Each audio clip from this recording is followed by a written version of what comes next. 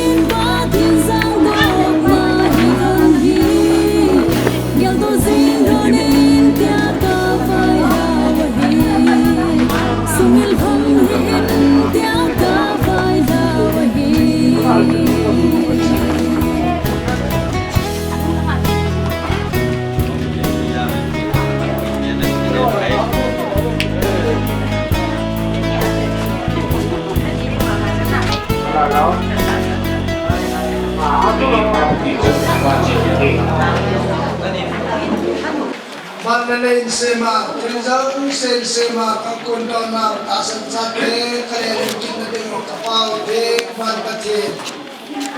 Alumasin na kinsang mawin, kunin ko, di chan nale, kunin ko muding kangalala, nakuha ka na tawag di ho, naman sana, kunin ko pata, lete pa, ako lai sungaw ko, buso, kakamusungaw, ikot na tiya pata, lete, zalim din, kakiparin ng katagpag na hin, kapaw, dik, patin, him kahibin, kakikot kabayang satanin, kalabay boy natin, taso tayo jitsun, nangin pagka, bandhagaw tingin, kalaba, bay naman kitupi ba, pagka sa tanle, tapo na, pagkagigin ba, kahul sumo, kapag sumo ba, minister pahin, sila konde pahin, nangin na iman sa apakay, nalagaw tinga tunipuan pasaykan siba, kilang piba, umpon piba, happy like to be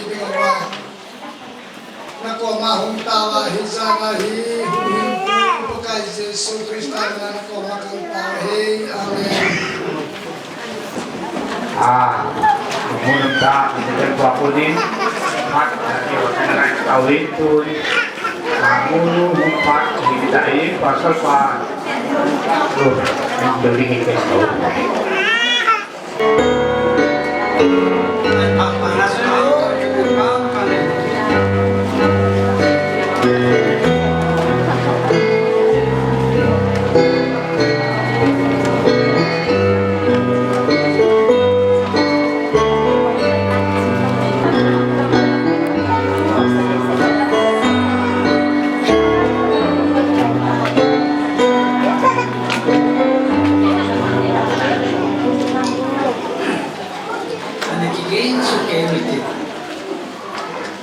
Bible sangat sangat isi, dicelai tu yang kita, koli hebrew dengan kata nak isi, bungsu itu sangat bina, yang sila kita ni zaman, ya Bible isi mahi, kuni tu minta, jadi samsa isi pun, isi koli hebrew dengan jadi hak nasi lain, ni yang sila kita ni zaman ti. Hijin ako mo sa iyang din ang kasi. Miyaw sila kitchen sa aming din kasi pinpoint ng pinyo sa ito. Paasan sa atin na kaya po kayo Jesus Christ kataasan niya patin kataasan niya Diyos. Hijin mite ho na ito. Hijin kitchen din sa aming din na agad sa hindi. Mas din na isip. Hijin to kinanin hijin palay tayo. Iti poli iti niyo sila kitchen sa amin. Aji eki sila ipatahin. Iti palain esteticism iti. Este pa estetik. Niemi na ama self-discipline. Ama lemma kitutano na nilmiho to tipolo ba sangahin kuman. Leisit pa ano leisit lungay sa nakunan. Sumda kin kuman. Kolon pandit iti.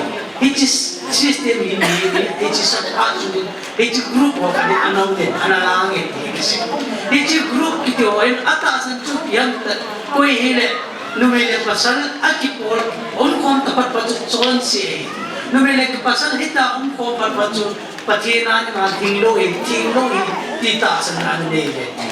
Bible aku na iti kisi aku dimuci. Ada hiji palai tai itu mungkin apa? Sudah dia namin hiji palai tai mana hiji bikin itu. Numele pasal kitchen mana hiji kikan jami amar dalin ana nebe ini anu nebe. Hiji palai hiji estetik kiti ho. Jangan hikuman kitu tangau na. Ada bandi pengahin kumahan kitchen jam numele pasal kom kikan jam. Hiji sudah dia ana pampahi di asal kitchen. Asamuan ana sejupiam. Milau silahin. kitchen is out there. Thiên thấu này nhiều sự này, và thiên giang này nhiều sự này hiện thì anh có một cái gì vậy cũng chẳng hiểu. Ya cho bố lên là hết phần là này hàng gì là ta sẵn sàng để cho sự này chỉ kitchen thì nhiều sự chuyện. Thiên thấu này có bao cái để cũng đây là nhiều sự kitchen thì hết vậy cũng là cũng là im rồi. Ya cái dunia, hết chỉ tốt cái là dunia kitchen. Chân một lệ chắc quá, mau lưng lệ mau nuôi rồi. Hết chỉ nhiều sự là kitchen đi dạo này thì, ama đi ra bát thiên cho sao cũng chơi anh chơi rồi, anh chơi rồi. Tôi đi hin, em nhiều sự mà sang bát thiên mình, bát thiên lâu pin thằng bạn này, ama chơi là thôi na, anh ấy thì vẫn chơi, ama đi chơi này bát thiên thôi này.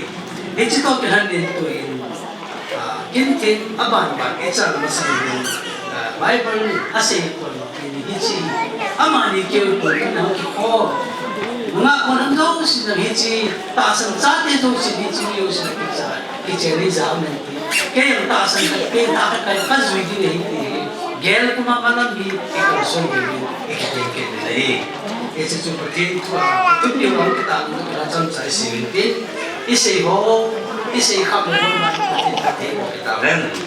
Itu tulen itu apa ni?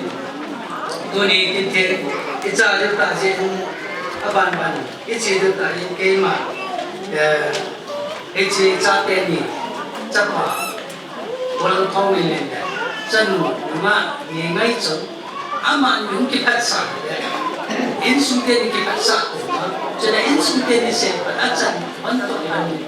Tu ni kon keman. Pakai hasa gabi na versi itu pasal pun ama ni ko tena. Pengang pun kita ita patin na kahin ko kahi. Itu to kena ni abar ada. Je ni step je ni. Kemen nama sepen ini.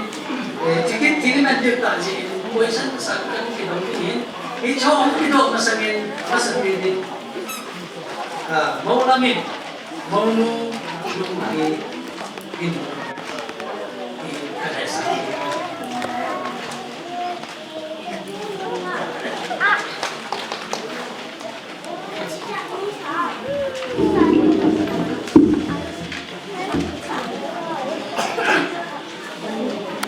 Tuai, amani, sangat dikit.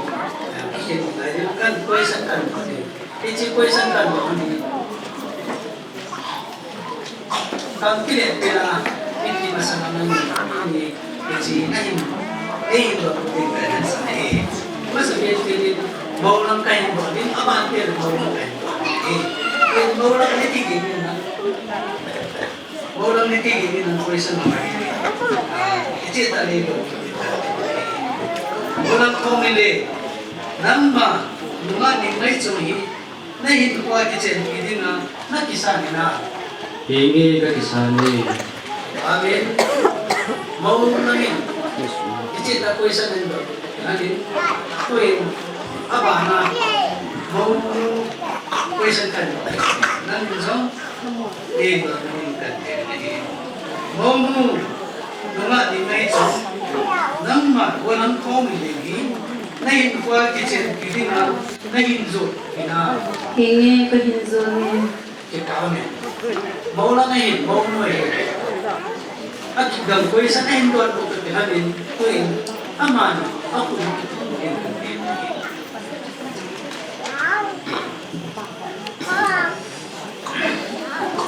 Kau isa kan, ini sebenarnya mau lah ni nanti, ini nunu nanti, apa lah mau nanti.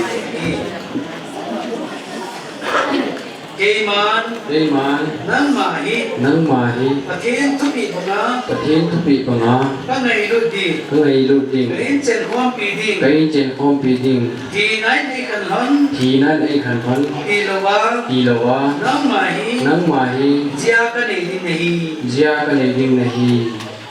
Amin abanin, mungkin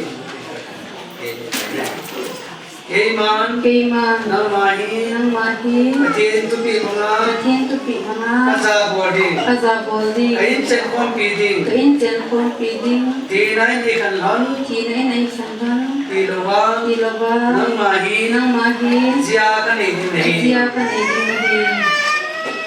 Tuin, mau nahi, nani mana, nindon om dekat keman nahi. Ichihi, apa aca, jule, agau timpatin, mina, uni, nisim, somnege, alha, atum, pakaikun, samile, somni, nidan, somle, ini somna, dan tahi, kakiti kandahi.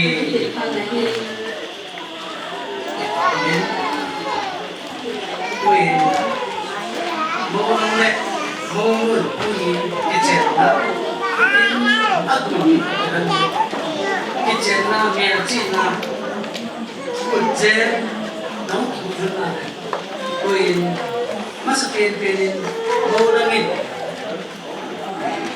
Kecil, kujen macam, kujen cuma ini kan timin, orang masak ini, orang masak tu kerana, orang tinggal tu sih, orang ini kecil tak, lain jadi lagi.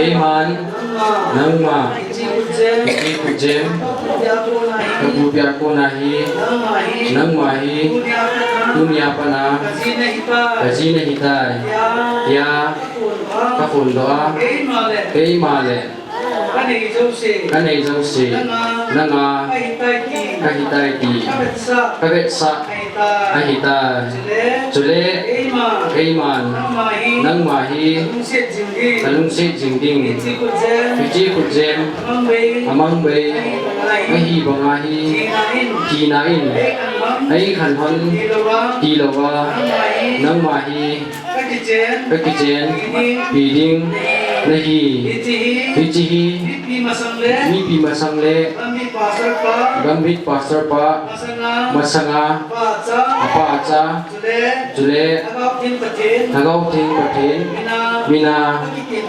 kakitip nahi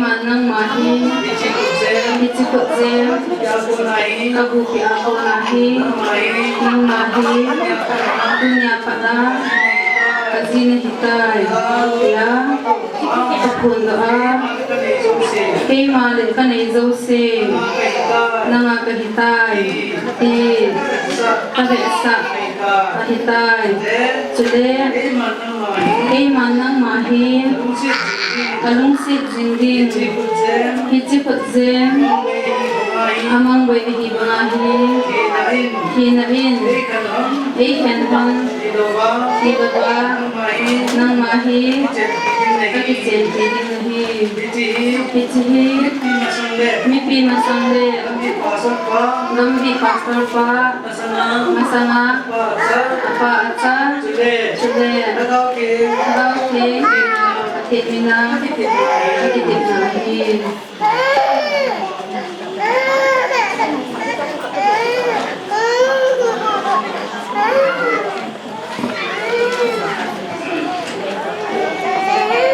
Idan muna patin cuki tujuin pasal kalau mereka kijen ini ada hisi itu tujuin dunia kijen teni walau tahu milen dengan ini conghi aman kita sana dan ini semua ini saya pernah sana lagi pasal dunia disin somreke somni nakat idan somnakat dan tahi mapakai hatsa Uki baptis kandansan Gambi nomor somnatun pasal Reverend Lekula Hokimin Ichita teni Papake Sapapake Jule nagaw ke pagyamin na Lumpa ay nang taita Kapun Ahi Yejun Bible to be Dunjuijin Patingop Satsu Benin Kandahen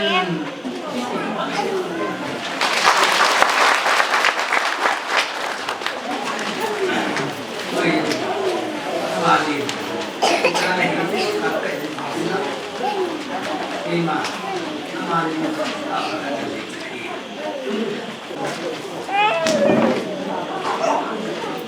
Video sih, yungkil cek, amani dingin, ain cek sih, ain begini tahu ni cekil begini, aku pakai Jehovah Rohi. Yang macam bangai cincin kapetin nama, hiji kacapa kau milen kacanu. Nengai canggih kengol jin bagi nencen na hincin jadi nacan dapat pilih kau kami. Pakai Jehovah Sari. Om loh siam sati kapetin. Nama hiji kacati di cungahin. Ain cen aku sana atil bol na yosa. Alhasam daw sinaman. Ain channel na himakai jini na chandatan yung kau tahu ini nahi. Pakai Jehovah Rafa.